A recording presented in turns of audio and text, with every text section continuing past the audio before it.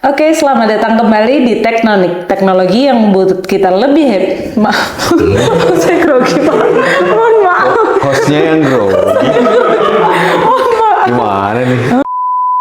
Selamat datang di Teknonik, teknologi yang membuat kita lebih kuat dan bahagia. Kalau kamu ditanya apa yang mendefinisikan masa depan, jawabannya Temukan di Teknonik. Nah, bersama saya Latifah di sini. Hari ini kita kedatangan tamu spesial. Beliau merupakan mahasiswa S3 Teknik Elektro dan Informatika. Namun bukan hanya mahasiswa, beliau merupakan perwira tinggi TNI. Mari kita sambut Brigadir Jenderal TNI Dodo Irmanto, SIP MSI MMT, yaitu sekaligus dosen elektronika, betul Pak ya? Dosen elektronika di Sistem Kesenjataan di Politeknik Angkatan Darat. Selamat datang Bapak. Selamat Apa sore. kabar Pak? Baik, alhamdulillah. Terima kasih sudah menyempatkan waktunya untuk mampir di podcast ini. Mungkin bisa disapa Pak penonton kita. Baik, selamat sore para penonton yang menyaksikan podcast ini. Terima kasih saya sudah diberikan kesempatan untuk bisa hadir di sini bincang-bincang sama hostnya apa nih Tektonik ya, dari UM.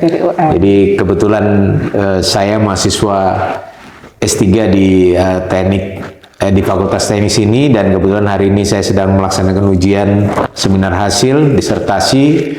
Alhamdulillah sudah selesai dan dinyatakan bisa lanjut ke tahap berikutnya. Tepuk tangan. Tadi terima kasih. Terima kasih Bu. Dari Ketua Prodi tinggal 2 tahap lagi. Masya Allah. Tapi tahapnya yang luar biasa. Selamat ya Bapak. Terima kasih Mbak. Atas hasil capaian seminar hasilnya dan dinyatakan memenuhi syarat gitu ya untuk lanjut ke tahap selanjutnya. Nah, mungkin bisa diceritakan nih Pak awal mula bisa masuk UM, alasannya seperti apa Pak? Iya, baik.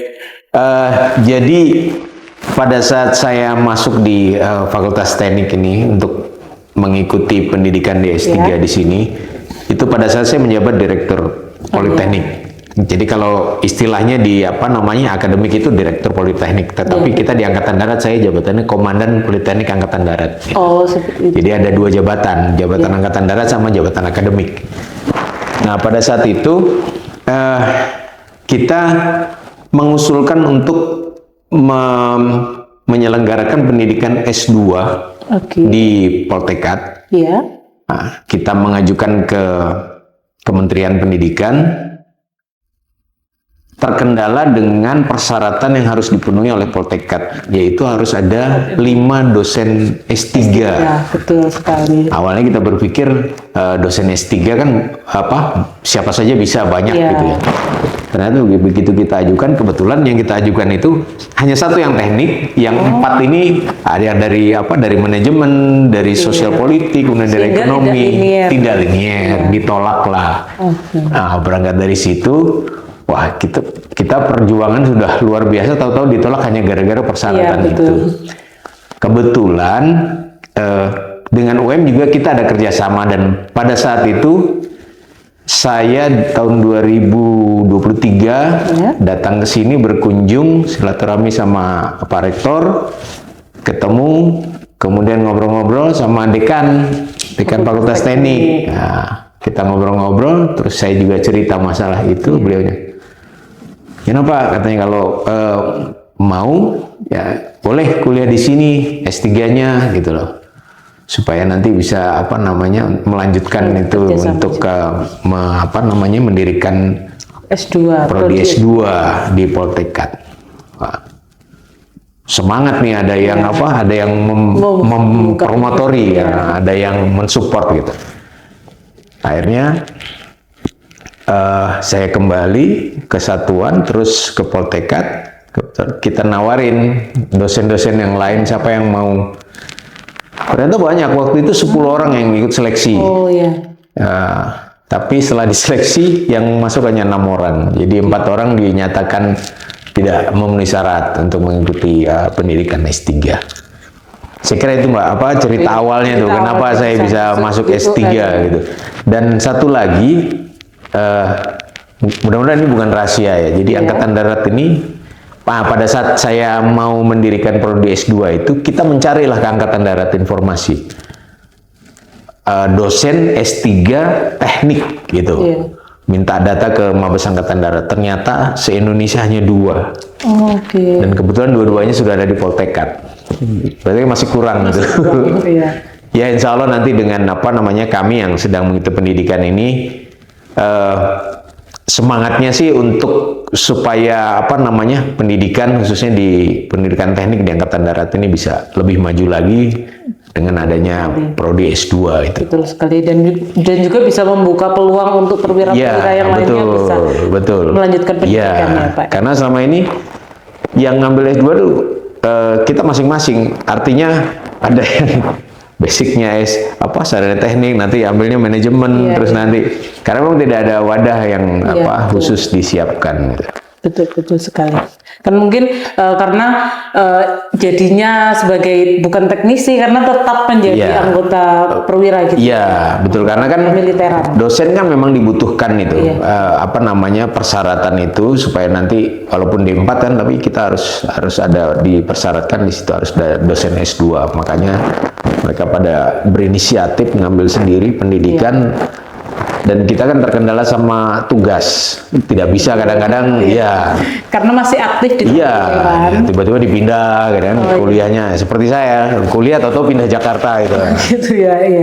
Nah, bagaimana kesannya kuliah di UM, mungkin perbedaan dengan kampus-kampus sebelumnya itu seperti apa Bapak? Kalau saya luar biasa ya, karena apa? Saya sebenarnya memang dari dulu tertarik ya sama bidang teknik. Jadi saya mungkin tadi seperti disampaikan background pendidikan saya itu sosial politik, tetapi itu sempat ditanya pada saat itu seleksi masuk S3 di sini loh Bapak, backgroundnya sosial politik kan, SIP, MSI. Ini mau masuk teknik S3 lagi katanya. Saya cerita sama Keprodi Bu Triana, Bu, saya memang background pendidikan saya itu cuman kebetulan saya kalau di Angkatan Darat namanya korp atau kecabangan saya itu artileri pertahanan udara.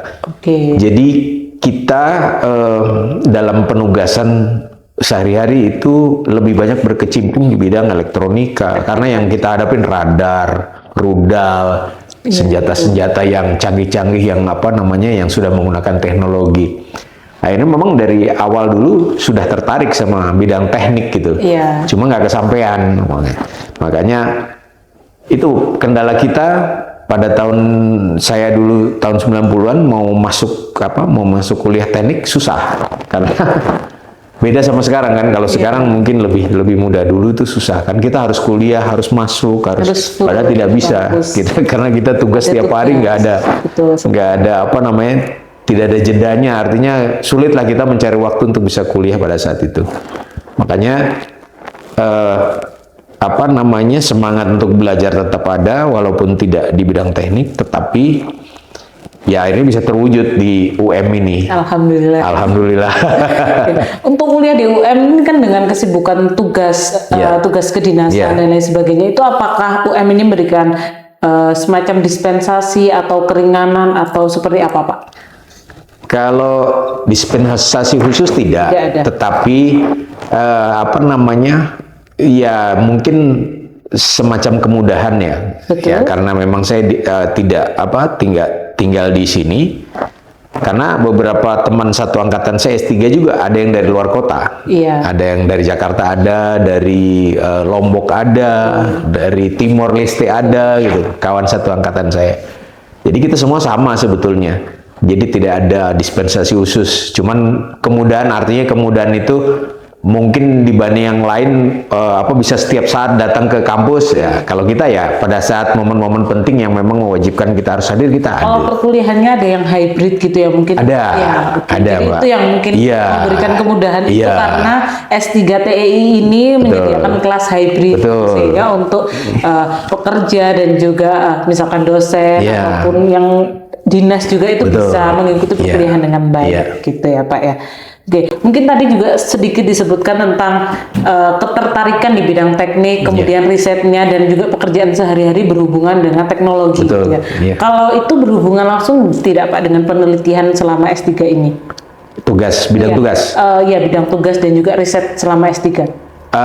Untuk bidang tugas saya sebetulnya sama penelitian saya tidak berhubungan langsung, tetapi masih dalam ranahnya militer. Oke. Jadi penelitian yang saya lakukan ini optimasi strategi operasi pembebasan sandera, Oke. tapi dikaitkan diintegrasikan dengan teknologi. Jadi di dalam penelitian saya, bagaimana kita melaksanakan operasi pembebasan sandera itu kita menggunakan teknologi IoT yang diintegrasikan dengan algoritma baru Queen Honeybee Migration. Oke, jadi memang fokusnya memang sangat teknik Betul. gitu ya, khusus lebih ke arah informatika dan elektronika, tapi memang bisa diaplikasikan atau akan sangat berguna gitu di bidang kemiliteran. Betul. Gitu ya. Jadi memang penelitiannya ini sangat istilahnya ada novelty-nya juga dan juga sangat bermanfaat gitu ya. Betul. Harapannya gitu Mbak. Jadi memang bisa diterapkan di militer nantinya. Pada saat ini kan memang masih dalam tahap penelitian simulasi, tapi nanti ke depannya harapannya kalau memang sudah betul-betul bisa dibuktikan bahwa ini bisa digunakan, mungkin nanti kita ajukan, kita usulkan ke TNI untuk semoga bisa segera diterapkan. Amin. Jadi apakah ada riset kolaborasi dengan selain dengan tentunya dosen pembimbing gitu ya Pak? Yeah. Apakah ada hal lain dengan misalkan kementerian atau dengan apa gitu Pak? Selama saya melakukan penelitian, saya kebetulan di Angkatan Darat itu kan yang membidangi itu namanya Dinas Komunikasi Elektronik. Jadi saya banyak berdiskusi dengan personel-personel dari Dinas Komlek itu untuk minta masukan, minta informasi, data tentang teknologi yang sudah diterapkan di Angkatan Darat. Kaitannya sama penelitian saya itu. Betul sekali. Apakah seperti alat komunikasinya, kemudian mungkin di situ saya menggunakan ada drone, terus ada alat untuk penentu posisinya personil militer pada saat dia sedang melaksanakan tugas seperti gitu. Jadi saya banyak komunikasinya dengan sana. Kolaborasinya memang dengan tempat kerja sendiri. Betul. Ya, Pak, ya. Kemudian saya juga mendengar bahwa sudah berhasil publish di jurnal. Iya, alhamdulillah. Padahal masih semester 4 tapi sudah publish jurnal. Nah ini jurnalnya juga pastinya berhubungan dengan yang tadi diteliti. Kemudian bagaimana kiat-kiatnya nih Pak untuk bisa publish di jurnal kedua padahal juga sibuk dengan bidang tugas yang lain gitu. Jadi memang itu komitmen awal yang ditanya sama UM pada saat saya mendaftar untuk menjadi mahasiswa S3. Pak, bagaimana dengan kesibukan Bapak sanggup nggak kuliah di sini katanya. Karena S3 itu kan beda sama S1, S2 gitu kan. Saya bilang ya saya niatnya memang ingin belajar, ingin menimba ilmu. Apapun ceritanya ya saya menyempatkan diri, menyempatkan waktu. Kan di kantor memang apalagi saya dinas di Jakarta ya. Dinas di Jakarta itu kalau orang Jakarta bilang nggak ada matinya gitu. Jadi betul-betul kegiatannya itu tidak pernah putus gitu. Tapi ada waktu-waktu memang yang senggang yang bisa saya manfaatkan untuk saya buka-buka cari referensi yang mendukung untuk pembuatan artikel saya gitu. Terus seperti tadi saya komunikasi dengan Dinas Komlek, terus tanya sama kawan-kawan yang memang paham mengerti masalah itu gitu. Sama ini juga kan saya masih dosen di sini, saya tanya sama dosen yang lain di Poltekkad juga bagaimana. Yang paling penting bimbingan dari promotor, itu yang luar biasa tentunya. Jadi tanpa promotor tentunya kita nggak bisa bisa berbuat baik karena beliau kan pengalamannya sudah luar biasa. Prof. Ari Priharta, Dr. Sujito, itu luar biasa promotor dan kopromotor saya.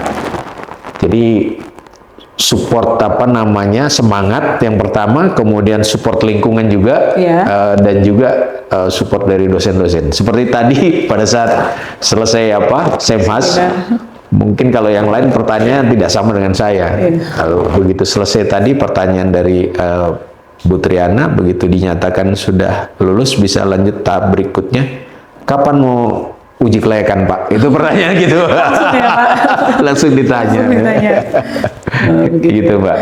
Jadi memang promotor-promotor ini berperan penting. Wah luar biasa, supportnya gaspol. Nah, silakan teman-teman mungkin yang mau daftar di S3 TEI gitu. Oke, mungkin selain itu mengajar juga di Poltekkad masih Ya, karena saya jauh ya di Jakarta, jadi mungkin tidak sama seperti dosen yang lain. Kebetulan juga kan dulu saya di sini menjabat direktur Politeknik itu tidak mengajar. Oh ya. Jadi hanya secara langsung artinya tidak apa materi-materi yang, tapi memang ada waktu-waktu yang disediakan khusus buat direktur Politeknik untuk bertatap muka dengan mahasiswa untuk memberikan. Memang harus tetap Dharma gitu. Nah, kalau sekarang mungkin pada saat waktu-waktu penting seperti ujian, kemudian juga awal pendidikan mahasiswa masuk gitu, kita biasanya diberitahu, diundang untuk hadir, memberikan mengajar lah kepada mereka. Terus bimbingan, ujian akhir mereka itu wajib hadir itu. Iya. Karena memang tempat saya jauh di Jakarta, lumayan kan kalau bolak-balik sering-sering juga lumayan gitu. Oke. Kemudian selama melanjutkan S3, kemudian dengan tugas mengajar juga dan juga tugas kedinasan, kira-kira mungkin pernah menghadapi tantangan yang besar atau mungkin bisa diceritakan atau pengalaman uniknya gitu. Tantangan besar saya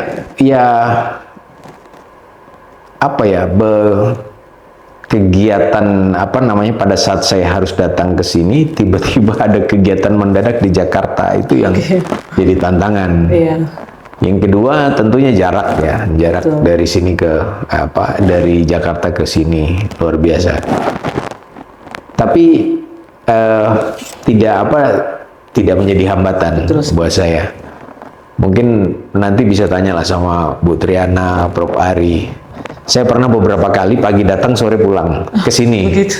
Karena harus hadir seminar, harus hadir doktoral simposium waktu itu di sini. Karena kesibukan, Mbak. Jadi saya tidak bisa meninggalkan tugas. Tapi karena penting harus hadir di sini, saya datang pakai pesawat yang pagi jam 9, ikut kegiatan, sore sudah pulang lagi. Gitu ya. Jadi kalau saya melihat itu memang niat dan juga kemauannya itu yang tinggi sehingga bisa memprioritaskan apa yang harus didahulukan dan tidak meninggalkan tugas-tugas yang lainnya.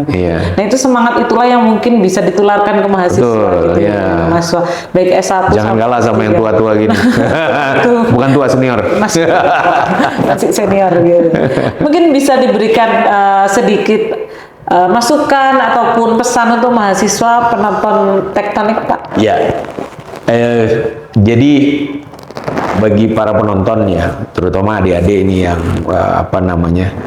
punya minat untuk melanjutkan pendidikan, apakah itu nanti dari S1 ke S2, lanjut S3.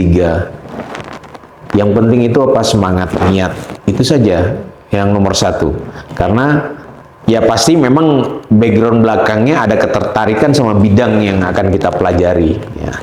Tapi tanpa semangat, tanpa kemauan, agak sulit sepertinya kita untuk menghadapi jenjang pendidikan yang begitu panjang, kemudian juga banyak lika-likunya, banyak kendalanya, seperti yang saya alami sekarang seperti ini, tentunya bisa menjadi pengalaman berharga buat para penonton, buat adik-adik sekalian. Jadi semangat itu nomor satu, kemudian juga dibarengin dengan niat, kemauan, juga kesungguhan tentunya untuk bisa menimba ilmu.